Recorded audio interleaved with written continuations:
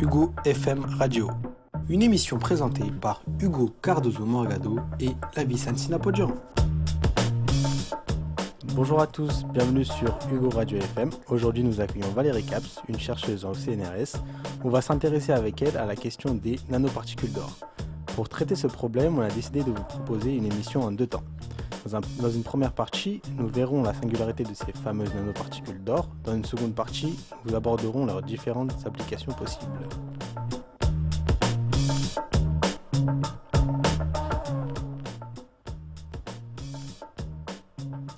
Eh bien, bonjour Valérie Caps. Bonjour. Alors aujourd'hui, pour commencer cette émission, nous aimerions vous poser une question. La question suivante, qu'est-ce qu'une nanoparticule d'or ? Alors une nanoparticule, c'est un terme en fait qui fait référence à la taille de la particule. Une particule, déjà il faut savoir que c'est donc un ensemble d'atomes d'un élément donné, donc en l'occurrence de l'or.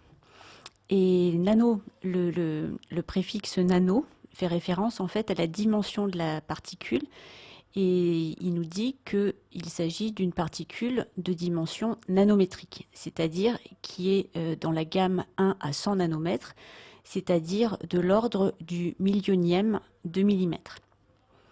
Donc ce sont, comme vous l'avez compris, des très très petites particules qu'on ne peut pas observer par des microscopes optiques classiques et qui nécessitent donc notamment des techniques de visualisation très très spécifiques.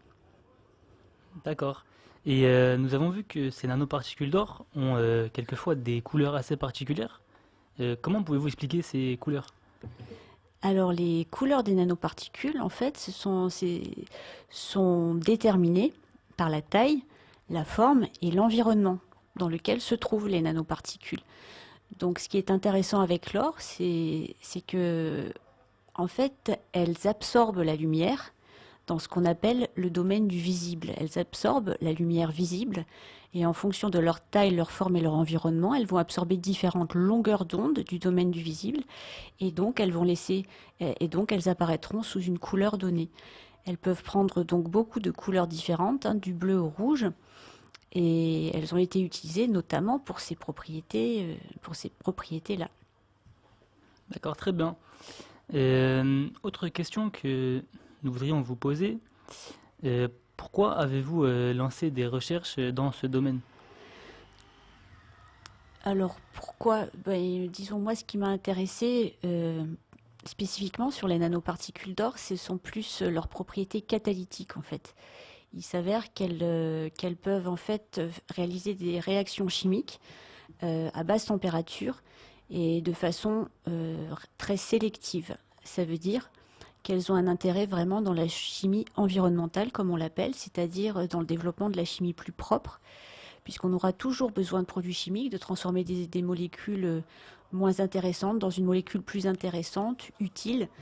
Et il s'avère que la chimie, comme vous le savez, a d'ailleurs eu longtemps, je ne sais pas si c'est toujours le cas, mauvaise réputation, puisque les grandes entreprises chimiques sont considérées comme très polluantes. Bon.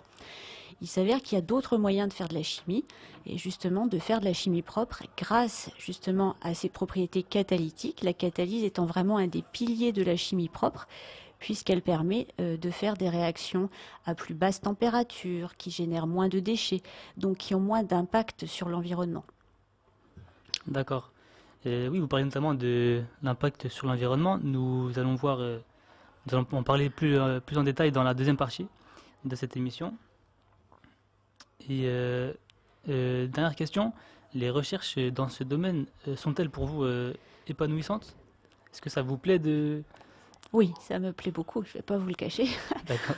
Oui, je suis une chercheuse épanouie, si c'est ce que vous cherchez, oui.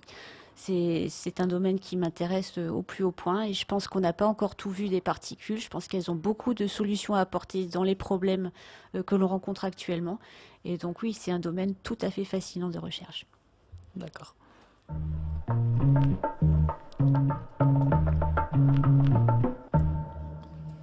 Seconde partie, toujours consacrée aux nanoparticules, avec Valérie Caps, nous aimerons en connaître davantage sur les différentes applications possibles.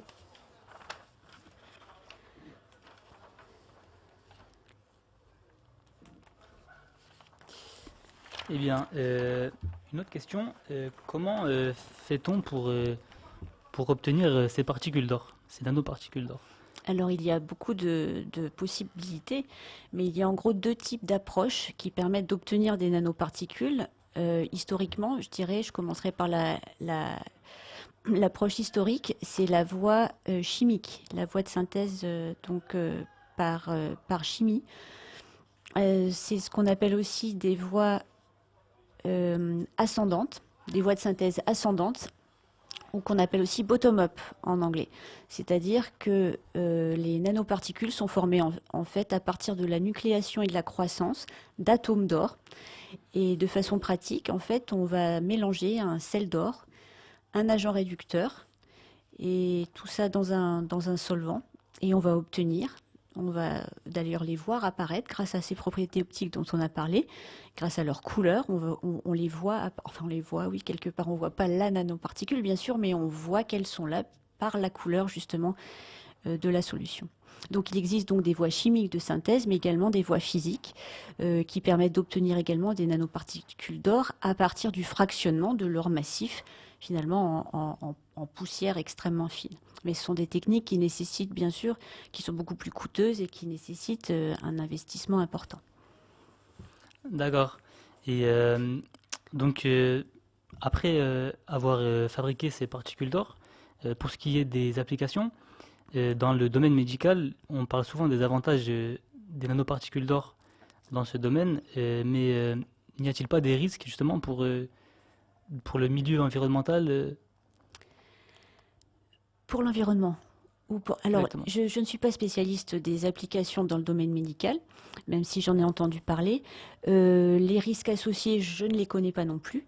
Maintenant, le risque pour l'environnement me paraît quand même extrêmement limité. L'or est un métal justement à l'état massif complètement inerte. C'est bien pour ça qu'il a été utilisé pendant des millénaires dans la décoration, justement. Dans l'Égypte ancienne, déjà, donc certaines sculptures ou objets de décoration étaient en or massif, parce qu'on sait que l'or massif est inaltérable, inoxydable en fait, et donc il a une très très grande stabilité dans le temps. Alors bien sûr, ça n'est pas le cas des nanoparticules, puisque quand on divise la matière donc à cet état nanoparticulaire, effectivement, la stabilité n'est plus du tout la même. Et c'est justement finalement de cette instabilité quelque part que naît cette réactivité de l'or et toutes ces propriétés fascinantes qu'on peut lui trouver. Très bien. Et quels sont au niveau des coûts économiques? De la synthèse de nanoparticules? Eh oui. Alors, je ne suis pas une spécialiste des coûts, bien sûr, puisque ça dépend de l'échelle de production, à l'échelle du laboratoire. Donc, la synthèse je ne sais pas, d'un gramme de nanoparticules. En fait, oui, je peux peut-être dire que pour la voie chimique, le coût de production est en fait essentiellement lié au prix de l'or, en fait, tout simplement, et donc des composés à base d'or, des sels d'or. Voilà. D'accord. Et on a un ordre d'idée d'après combien de temps prendrait la fabrication de ces nanoparticules, le processus de... Alors, par voie chimique, on peut obtenir des nanoparticules de façon tout à fait instantanée. Quand vous mélangez de l'acide chlorhydrique, par exemple, avec du borohydrure de sodium. Voilà. Donc, si vous mélangez ces deux composés dans l'eau, vous voyez la coloration rouge apparaître immédiatement. C'est assez fascinant. D'accord. Merci pour vos réponses. Malheureusement, c'est déjà la fin de l'émission. On remercie Valérie Caps pour toutes ses réponses. Je profite de ce moment agréable pour remercier Radio France, qui est en partenariat avec l'IUT de Cachan et qui a permis à l'émission d'avoir lieu. On n'oublie pas de remercier l'équipe technique composée de Inès De Bruyne et Frédéric Caïrou. Et à la réalisation, nous avons Philippe Baudouin. Merci.